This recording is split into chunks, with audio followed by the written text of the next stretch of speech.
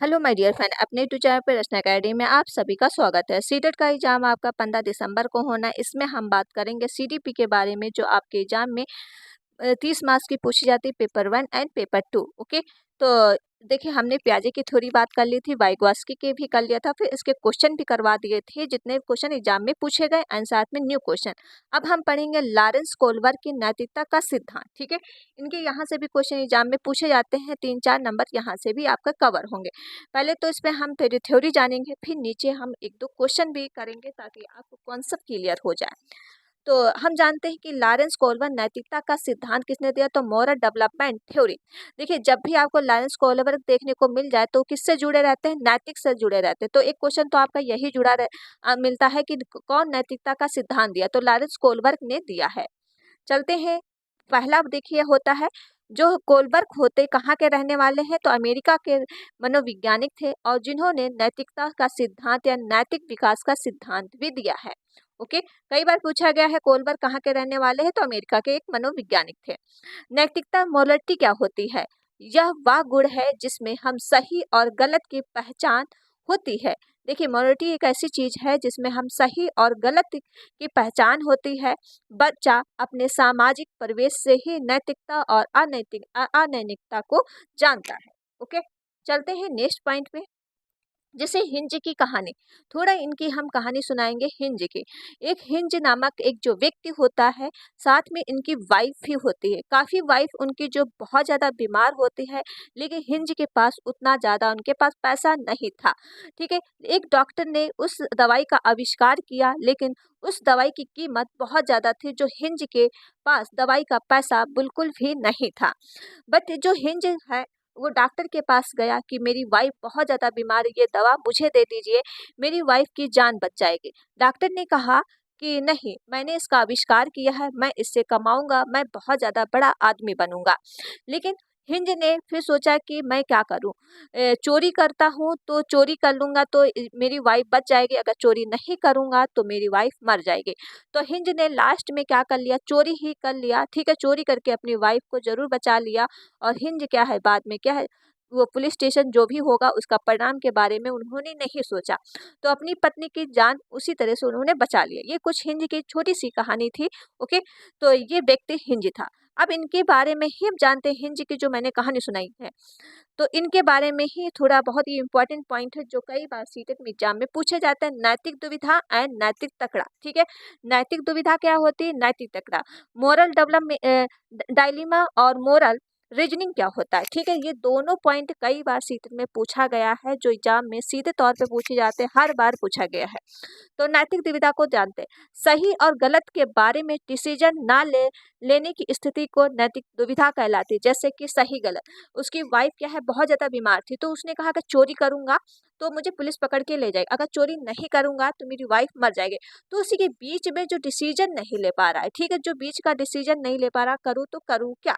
Okay, तो जैसे hinge अगर चोरी करेगा तो पुलिस पकड़ के ले जाएगी, अगर नहीं करेंगे तो बीवी क्या, उसकी मर जाएगी। ये बीचों में क्या कंफ्यूजन, उसको ये कुछ भी नहीं कर पा रहा है, दुविधा में है। ठीक, करूँ तो करूँ क्या, तो इसे कहते हैं नैतिक दुविधा। दुविधा मतलब नैतिक, ये दुविधा में, दुविधा से याद रखिएगा, डिसीजन नहीं ले पाता है। ओके, अब चलते हैं नैतिक तकड़ा। नैतिक तकड़ा क्या है, मोरल रीजनिंग क्या है, सही और गलत के बारे में डिसीजन लेने में ही शामिल प्रक्रिया को नैतिक तकड़ा कहते हैं। सही और गलत में से किसी एक को चुनना, जो हिंज ने चोरी को चुना। देखिए, हिंज एक नामक व्यक्ति, हमने कहानी आपको सुनाई, अगर वो चोरी नहीं करता तो उसकी वाइफ मर जाती, तो उसने क्या चुना, चोरी को चुना, अपनी वाइफ को बचा लेगा, और जो उसके साथ होगा उसकी कोई परवाह उसको नहीं थी।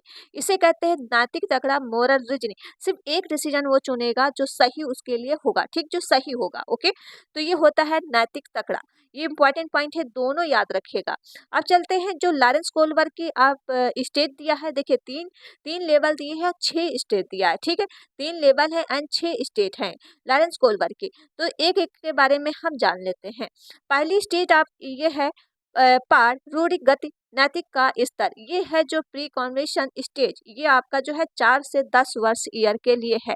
इसके अंतर्गत 2 स्टेजें आती है। देखिए, हर एक स्टेज जो आएगी उसके अंदर 2 स्टेट आएंगे, 6 स्टेट दिए हैं। तो ये आपकी फर्स्ट लेवल हो जाएगी पाक रूढ़ नैतिक स्तर या प्री कन्वर्शन स्टेज, या आपकी 4 से 10 वर्ष के लिए होती। इस अवस्था में बच्चों को सही गलत के बारे में पता नहीं होता है। इस अवस्था में नैतिक तकड़ा दूसरों लोगों को मानकों के अनुसार होती है। ठीक है, इसमें बच्चों को क्या है, ये छोटा बच्चा होता है, इसमें बच्चा जो है सही गलत का डिसीजन नहीं ले पाता है। ठीक है, ये पाक रूढ़िगत स्तर के अंतर्गत आता है, जैसे दंड आज्ञा पालन अवमुक्ता, एंड इसके अंतर्गत 2 स्टेज आती है, दंड आज्ञा पालन अवमुक्ता एंड सेकेंड आती है साधनात्मक अपेक्षा अवमुक्ता। तो हम जानते हैं दंड आज्ञा पालन अवमुक्ता क्या होता है। इसमें बच्चों की नैतिकता सजा और आज्ञा पालन पर आधारित होती है। जब हिंज ने चोरी की तो बच्चों ने सोचा कि अगर वह चोरी करेगा तो उससे सजा मिलेगी। ठीक है, तो इसमें क्या है, बच्चा जो डिसीजन नहीं ले पाता है, अगर मैं चोरी करूंगा तो क्या है, मुझे सजा मिलेगी, पुलिस पकड़ के मुझे ले जाएगी। तो दंड और आज्ञा पालन उन्मुक्ता का ये सिद्धांत है। नेक्स्ट हम जानते हैं, नेक्स्ट हो जाएगा सदनात्मक सापेक्षता अवमुक्ता क्या होता है। इस अवस्था में जैसे को तैसे भी कहा जाता है, जिसे जैसे को तैसे कहा जाता है। अगर एक बच्चा, मान लो एक बच्चा है, दूसरे की कॉपी फाड़ दी तो दूसरा बच्चा भी उसी की कॉपी फाड़ देगा, जैसे को तैसा। ठीक है, जैसे को तैसा देना, क्योंकि इसमें जैसे का व्यवहार उसके साथ करेगा वैसा ही वो खुद भी करेगा। जैसे एक बच्चे ने दूसरे बच्चे की पेंसिल तोड़ी तो दूसरे बच्चे ने उसका पेन भी तोड़ दिया, मतलब जैसा करोगे वैसा ही वो उल्टा आपके साथ करेगा, जैसे को तैसा। ये होता है सदनात्मक सापेक्ष उन्मुक्ता।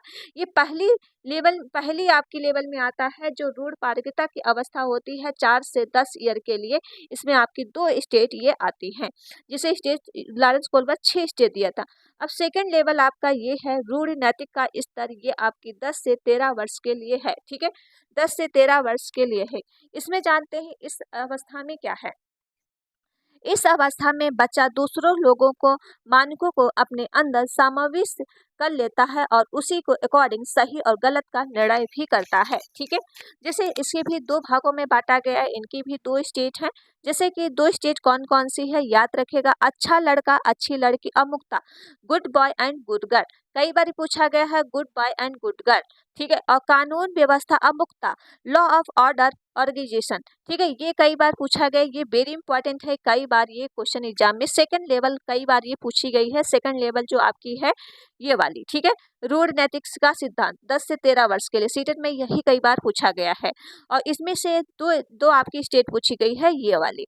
तो जानते हैं good boy and good girl, दूसरों के साथ भला भला बनकर अनुदोदक का आजित या फिर करता है। ठीक है, जैसे गुड गर्ल, ये दूसरों के साथ अच्छा व्यवहार करेंगे ताकि उनको क्या है लगेगा, समाज उनको क्या कहेगा, हाँ बहुत ही अच्छा बेटा है। ठीक है, बहुत ही अच्छी लड़की है, तो सबके साथ भला ही काम करेगा, सबके साथ क्या है, मतलब किसी को नुकसान नहीं पहुंचाएंगे, तभी ये कहा जाता है good girl and good boy.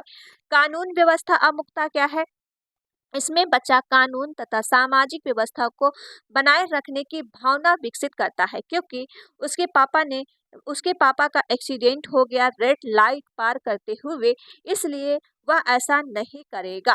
देखिए, इसमें है जो कानून व्यवस्था बना दिया है। ठीक है, जैसे समाज ने व्यवस्था बना दिया है, बच्चा समाज के अकॉर्डिंग ही चलेगा। अगर समाज ने कहा है रेड लाइट पे रुकना है, ठीक है, रेड लाइट पे तो बच्चा क्या है, रेड लाइट पे रुकेगा ही, जब रेड लाइट आउट हो जाएगी तब बच्चा रोड क्रॉस करेगा। ओके, तो इस तरह से ये कानून व्यवस्था अमुक्ता के अंतर्गत आता है। समाज जैसा व्यवहार करेगा, ठीक, बच्चा उसी तरह से उसके साथ भी व्यवहार करे, जो भी है। चलते हैं नेक्स्ट पॉइंट। अब नेक्स्ट पॉइंट आपका है उत्तर रूढ़िगत नैतिकता। ठीक है, ये आपकी जो है थर्ड लेवल है, जो आपकी 13 वर्ष के ऊपर में होता है। इसका सीधा उल्टा होता है। ठीक है, जो सेकेंड अवस्था थी सीधा उल्टा होता है। जैसे इसमें एक्सीडेंट खुद के लिए जाते हैं, ना कि समाज जरिए के। क्या सही और क्या गलत है, इसमें 2 अवस्थाएं आती हैं। ठीक, इसकी भी 2 स्टेट होती है। कौन कौन सी, सामाजिक देखिए ये आपका हो जाएगा सामाजिक अनुबंधन अमुक्ता। ठीक है, और ये आपका सार्वभौमिक नैतिक सिद्धांत का अमुक्ता। सामाजिक अनुबंधन क्या होता है, इसमें किशोर यह मानता है कि नियम लोगों के भले के लिए होते हैं, अगर किसी का नियम से किसी का नुकसान होता है तो उसे ऐसा तोड़ देना चाहिए। जैसे अगर रेड लाइट तोड़कर उसके पापा जान बच सकती है तो उसे क्या है, तोड़ देनी चाहिए। ठीक है, देखिए इसमें बच्चा क्या है बड़ा हो जाता है 13 ईयर, तो उसके अंदर जो है पूरी क्या है पूरी जिज्ञासा उमड़ आती है, ठीक है। तो ये कहता है कि जो भी समाज ने बनाए भले के लिए नियम बनाए जाते हैं, लेकिन अब किसी का अगर एक्सीडेंट हो रहा है तो रेड लाइट बिल्कुल तोड़ दीजिए, उस बच्चे को क्या उस पापा को मतलब उस बच्चे को बचा लीजिए, ठीक है। तो इसलिए इसमें जो है समाज के अकॉर्डिंग नहीं चलता है, उसको जो सही लगता है उस तरह से वो काम करता है। सामाजिक अनुबंधन अमुकता, ये स्टेज आपकी 13 वर्ष के लिए होती, किशोर के अंदर इसका गुण आ जाता है। नेक्स्ट पॉइंट हो जाएगा सार्वभौमिक नैतिक सिद्धांत अमुकता, क्या होता है इसमें हम जान लेते हैं। इसमें किशोर दूसरों के विचारों से नहीं बल्कि अपने खुद के मकानों के अनुसार व्यवहार करता है। इसमें किशोर दूसरों के फायदे के लिए नहीं अपनी जान पर भी खेल जाते हैं। देखिए इसमें जो किशोर होता है इसमें वीरों की अवस्था कहा जाता है, क्योंकि ये आपकी जो है 13 वर्ष के लिए आती है। इसमें जो है किशोर दूसरों पे अपने पे नहीं सोचेंगे कि उनके साथ क्या हो जाएगी, लेकिन दूसरों की जो है जान बचाने में वो लगे रहेंगे, दूसरों की मतलब है कि सहायता वो करते रहेंगे। ओके, ये होता है सार्वभौमिक नैतिकता का अमुकता सिद्धांत। ये आपकी छह स्टेट हो गई, 3 लेवल हो गए, कई बार एग्जाम में ये पूछी गई, तो याद रखिएगा। उसका पीडीएफ भी आपको टेलीग्राम पे मिल जाएगा, एंड टेलीग्राम का लिंक डिस्क्रिप्शन में डाल देंगे, तो वहां से इसका पीडीएफ भी ले लीजिएगा। और वीडियो जिसने अभी तक शेयर नहीं किया है तो प्लीज वीडियो को ज्यादा से ज्यादा शेयर कर दो, लाइक एंड चैनल को सब्सक्राइब जरूर कर लो अगर चैनल पर पहली बार विजिट कर रहे हो। देखिए कोलबर का सिद्धांत जो है आलोचना, इसके सिद्धांत में आलोचना किसने दिया है, कार्गल गिल ने भी की थी। ठीक, किसने किया था, कार्गल गिल ने भी किया था। उन्होंने तर्क दिया कि कोलबर ने अपने एक्सपीरियंस में महिलाओं को कम प्राथमिकता दी है। ठीक, कोलबर जो है महिलाओं की प्राथमिकता नहीं दिया है, पुरुषों पे ही उन्होंने किया है। ठीक, महिलाओं को इग्नोर कर दिया है। मेल और एंड फीमेल की मोरल रीजनिंग में कल्चर के डिफरेंशन के जो है इम्पोर्टेंट नहीं दी है। ठीक है, जो आपके महिलाओं को जो है इम्पोर्टेंट नहीं दिया गया है लॉरेंस कोलबर की थ्योरी में। अब चलते हैं प्रीवियस ईयर क्वेश्चन जो आपके एग्जाम में पूछे जाते हैं, साथ में एनसीईआरटी न्यू क्वेश्चन होंगे। ठीक है, ये आपकी मोरल थ्योरी आपको समझ में आ गई होगी, एक बार और वीडियो देखिएगा तो आपको पूरा क्लियर हो जाएगा। जैसे पहला क्वेश्चन हो जाएगा, लॉरेंस कोलबर के अनुसार नैतिक विकास के इस स्तर का सही क्रम क्या है। अभी हमने आपको क्रम बताया था, सही क्रम क्या है बताइए, इसका राइट आंसर क्या हो जाएगा। देखिए आपका सही क्रम हो जाएगा पूर्व पारंपरिक, इस पारंपरिक, फिर पारंपरिक, फिर उत्तर पारंपरिक। ये आपकी पहली स्टेट हो जाएगी, ये आपकी सेकेंड हो जाएगी, ये आपकी थर्ड हो जाएगी। ठीक, जो 13 वर्ष के प्लस में होती है, तो ये स्टेजें आपको याद होनी चाहिए। चलते हैं नेक्स्ट क्वेश्चन पे। देखिए या इसका आंसर फर्स्ट हो जाएगा, लॉरेंस कोलबर का सिद्धांत जो है 3 लेवल एंड 6 अवस्थाएं। ठीक है, जैसा मैंने आपको आगे बताया। सॉरी, चलते हैं नेक्स्ट क्वेश्चन पे। लॉरेंस कोलबर के नैतिक तर्क के किसी स्तर पर बच्चे आमतौर पर मानते हैं कि लोग समाज की अपेक्षाओं पर खड़ा उतरना चाहिए, अच्छे तरीकों से व्यवहार करना चाहिए। तो इसका राइट आंसर किस स्तर के अंतर्गत आएगा, उत्तर सक्रियात्मक या पूर्व सक्रियात्मक, पूर्व सक्रियात्मक या पारंपरिक स्तर। देखिए ये सीट आपकी जो है थर्ड हो जाएगी, सेकंड हो जाएगी, पारंपरिक स्तर के अंतर्गत आएगा, जो समाज के अकॉर्डिंग वो चलते हैं। ठीक, अपना नहीं मतलब समाज के नियम नहीं तोड़ते हैं। और लास्ट वाली स्टेज में क्या होता है, समाज के नियम तोड़ देता है, जो उसको भलाई सोचते हैं कि जिसका भला हो रहा वो समाज के नियम तोड़ देने चाहिए। इसमें जो है समाज के नियम नहीं तोड़ेगा। देखिए यही दिया है, लॉरेंस कोलबर तर्क के स्तर पर बच्चे आमतौर मानते हैं कि लोग समाज की अपेक्षा जो है खड़ा उतरना चाहिए, अच्छे तरीकों से व्यवहार करता है। ठीक है, तो ये आपकी स्टेज आपकी सेकंड हो जाएगी, पारंपरिक स्तर, ऑप्शन का थर्ड राइट हो जाएगा। तो यही है इसमें, अच्छा लड़की अच्छी लड़की मतलब इसके अंतर्गत आता है good boy and good girl, जो 3 स्टेज है बच्चों की आवश्यकताओं के अनुरूप। लेवल क्या है, सेकेंड आपकी है, जो मैंने आपको बता ही दिया है।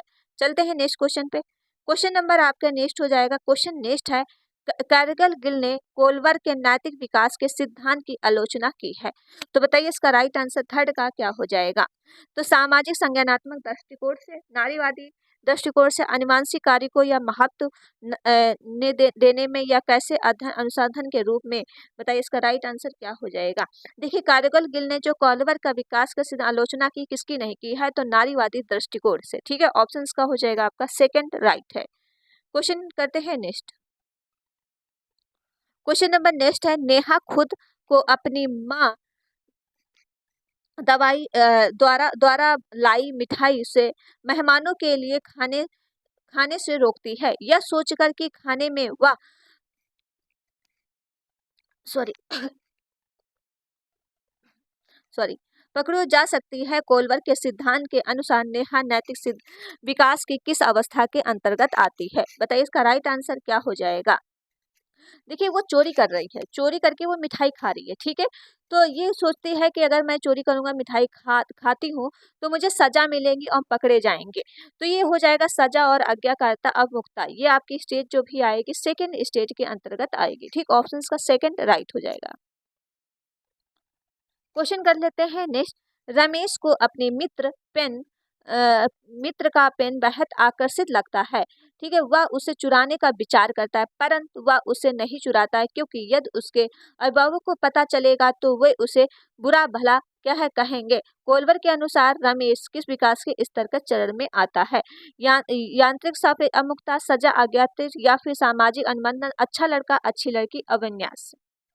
तो देखिए इसमें जो है बच्चा क्या है, ये भी आपके सेकंड स्टेज के अंतर्गत आता है। जो इसमें बच्चा क्या है, good girl and good boy बना रहता है कि जो चोरी नहीं करना है और क्या है पेरेंट्स को दुख नहीं करना है, सबकी सेवा करना है। तो ये आपका अच्छा लड़का एंड अच्छी लड़की विन्यास। देखिए इसमें दिया है कि बुरा भला कहेंगे क्योंकि उसको साइवेसी लेनी है, ठीक। अच्छा करके साइवेसी लेनी है, अच्छा गुड बॉय बनना है। तो ऑप्शन का फोर्थ राइट हो जाएगा। क्वेश्चन करते हैं नेक्स्ट। क्वेश्चन नंबर नेक्स्ट हो जाएगा, बच्चों में नैतिक विकास का सिद्धांत किस प्रतिपादन किया है? तो ये तो आपको पता ही है कि नैतिक जब जुड़े हैं लॉरेंस कोलवर्ग हो जाएंगे। ऑप्शंस का सेकंड राइट हो जाएगा, ठीक है। तो ये आपका जो सेकंड आंसर राइट है। तो आज मैंने 6 के क्वेश्चन लिए थे जो वेरी इंपॉर्टेंट क्वेश्चन थे। कल हम आपको 40 क्वेश्चन और लॉरेंस कोलवर्ग से कराएंगे। जैसा कि आपको पता ही है कि आपका जो वाइगॉस्की से थ्योरी मैंने क्वेश्चन कराया था उसमें मैंने 50 क्वेश्चन कराए थे वाइगॉस्की से रिलेटेड। अब लॉरेंस कोलवर्ग चल रही है तो लॉरेंस के मैंने 40 क्वेश्चन अभी और कराने हैं जो ताकि आपके अगर क्वेश्चन आए तो यही से क्वेश्चन फंसे, ठीक है। आपको कुछ अलग से पढ़ना ना पड़े। हमारी कोशिश है कि आपको कुछ भी अलग से करना ना पड़े और किसी और की वीडियो आपको देखना ना पड़े। इसीलिए हम आपको पूरा कंटेंट दे रहे हैं एंड साथ में पूरे आपको एनसीईआरटी क्वेश्चन साथ में प्रीवियस और भी क्वेश्चन करवा रहे हैं ताकि आप कहीं भी भटके ना। ओके, तो चलिए फिर वीडियो यहीं तक रखते हैं। वीडियो आप लोग क्या शेयर करिएगा, लाइक एंड चैनल को सब्सक्राइब। मिलते हैं नेक्स्ट वीडियो में। Thank you friend.